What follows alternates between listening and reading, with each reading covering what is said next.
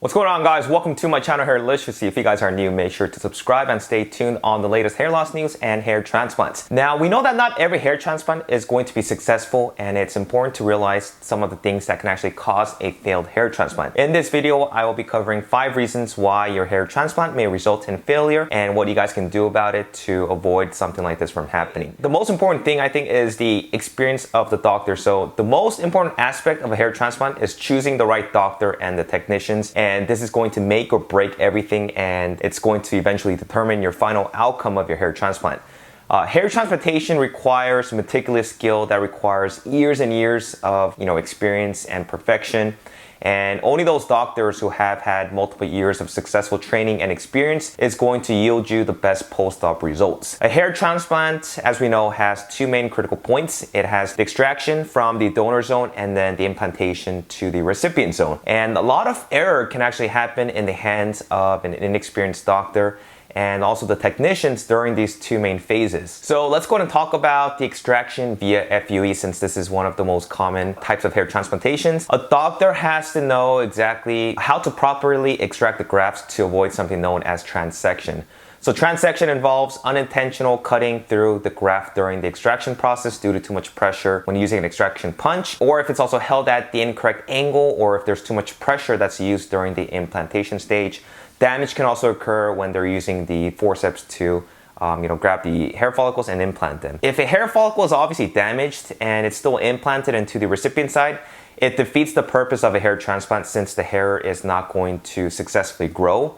Another common issue that inexperienced doctors are seen to be doing is making mistakes when predicting the permanent safe donor zone. So as we know, the safe donor zone is in the back of the scalp in the shape of a horseshoe. What's going to happen is, if a doctor extracts hair follicles that are non-resistant to DHT, or if it's outside the permanent donor zone, the implanted grafts are still going to be prone to DHT and male pattern baldness, and it's going to miniaturize. So once again, there's really no point in getting a hair transplant because the hairs are eventually going to fall out. Doctors also have to be mindful when extracting grafts so that they do not over-harvest the donor zone. Over-harvesting is going to lead to significant damage to the donor zone. Like I said, it's going to defeat the purpose of an FUE. Most people do get FUEs to disguise the FET scar or linear scar in the back of the scalp.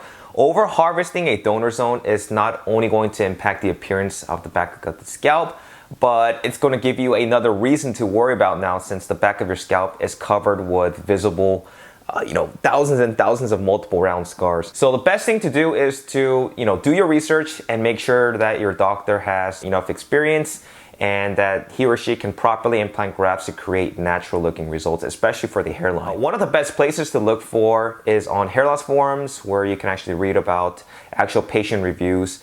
You can look at before and after photos, and also ask seasoned moderators for advice, or you guys can reach out to me or anybody that you guys feel would be a good person to reach out to. Make sure to research the technicians. There's a lot of clinics that utilize these technicians who contribute tremendously in the overall process of hair transplantation. So knowing their experience will definitely affect the outcome of your procedure. We have places like Turkey and India, which is particularly important to focus on, since they may advertise under a doctor's name, yet they have technicians doing all of the work. So you guys really have to be wary of that, and then really look into the technicians and see if they actually have the right skills and experience to give you a successful hair transplant. So the next reason why your hair transplant might fail is because of insufficient post-op care. There's a lot of doctors who are going to give you the post-op instructions and information that you guys need to abide to in order for maximum graft survival. And this is especially crucial during the first few days after a hair transplant, because if you don't take good care of your hair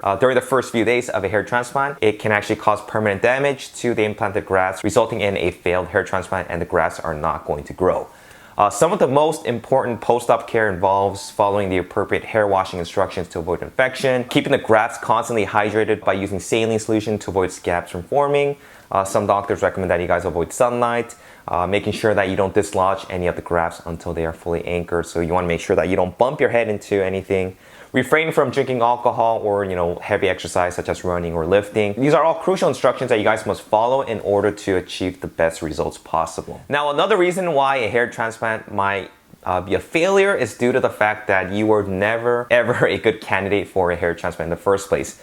Like I said, not everyone's going to be qualified for a hair transplant, and it has certain requirements that you guys must meet. And I must say that hair transplants, the industry is very lucrative, and there's so many clinics and doctors that they will do whatever it takes to sell a service to their customers. While there's many ethical doctors who are going to simply turn you away because you are not a good candidate according to them, there are more doctors who will push you for a hair transplant even if you are not a qualified candidate, just so that they can make that extra dollar or two.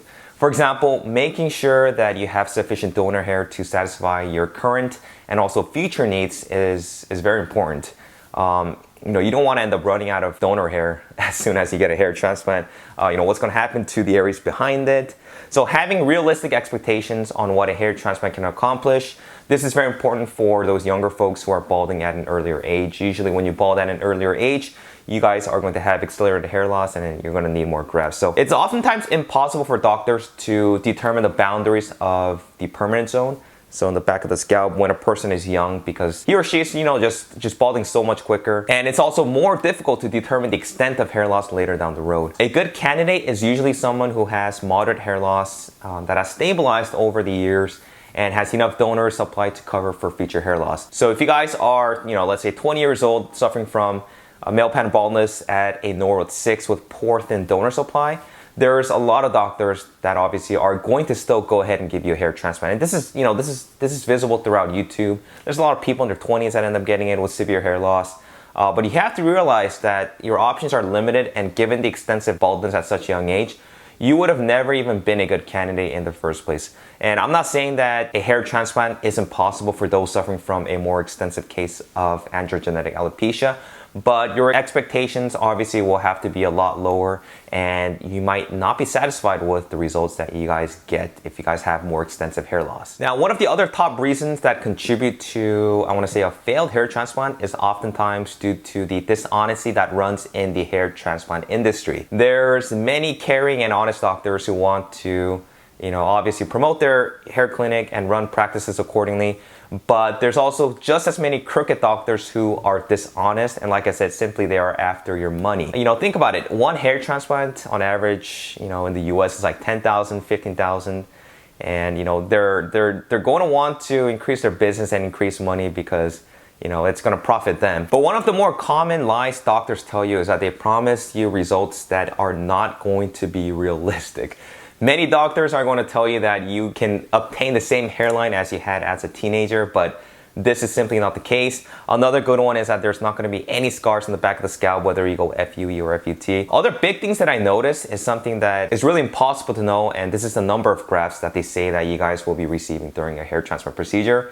There's a lot of doctors that do lie about the number of grafts that they are actually supplying and implanting. And even worse is that there are some clinics that split the follicular units into smaller grafts. So if you had, let's say, like a 4-hair graft, they can split it into maybe single grafts in order to increase the doctor's income for the procedure, because usually they charge by the number of grafts. So there's really no way of knowing exactly the number of grafts that were extracted other than going to a reputable doctor and honest doctor and trusting his or her word for it. So guys, remember that a failed hair transplant can easily be avoidable by doing your research, finding a good reputable doctor who has had a good track record of successful results, looking through the forums and getting the opinions of people who actually went through a procedure, following proper protocols for post-op care, and making sure that you guys have realistic goals. It's very important that you do not rush into a hair transplant, and I would recommend that you guys first look into non-invasive methods for treating hair loss through medications first, such as minoxidil and finasteride. There's a lot of people who've actually seen good results just by taking these medications. You can also do something that's known as microneedling, which helps hair growth through the production of collagen, inducing stem cells for hair growth and increasing blood flow into the scalp for the nutrients to flourish. There's a lot of people that's actually had very good results just by going the hair medication route or microneedling, and you guys can take a look at some of the before and after photos on my website at hairliciously.com. And if you guys are interested in microneedling, take a look at the website and you guys can get all of your microneedling needs. I have needles, derma rollers, microneedling devices, and I should have the shampoos coming up soon, so please make sure to take a look. If you guys have any questions, make sure to leave us some comments, and I'll talk to you guys next time. Take care.